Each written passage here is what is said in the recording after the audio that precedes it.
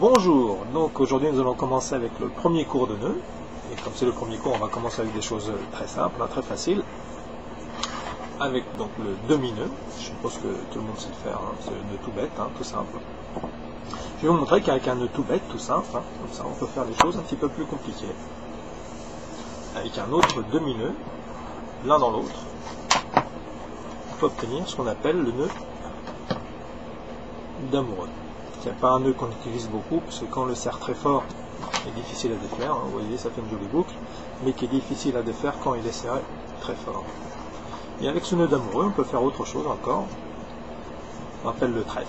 Bon, on y reviendra plus tard, je vous montre ça rapidement, on y reviendra plus tard. Voilà, on obtient un trèfle. C'est un joli nœud qui ne sert pas à grand chose, je l'ai déjà testé et c'est pas terrible.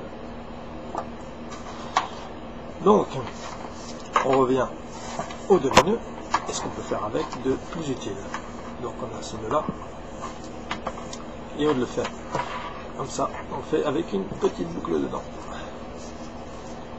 On obtient le nœud de galère. Voilà, alors, on peut faire plusieurs sur le même bout. Je vous rappelle qu'il n'y a pas de corde sur un bateau. D'accord. Voilà, on en fait plusieurs.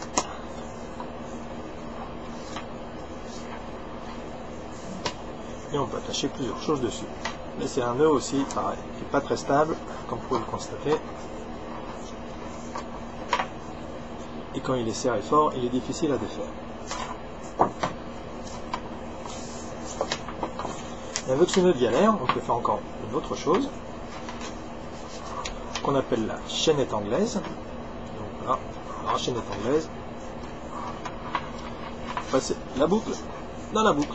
La ganse dans la ganse, puisqu'en termes marins, on appelle ça une ganse. La ganse dans la ganse, la boucle dans la boucle. Voilà. Et vous le fermez comme ça. Et voilà. Donc là, vous avez la chaînette anglaise. Ce que les enfants appellent le nœud magique. Puisque vous faites des jeux avec des cordes avec les enfants, vous pouvez faire ça. Vous retirez le bout de la boucle. Vous tirez dessus et vous n'avez plus rien. Alors ce nœud, cette chaînette anglaise, c'est ce qu'on appelle aussi le nœud de boucher. Vous faites ça autour d'un roast beef et vous savez ce qu'on appelle le nœud de boucher.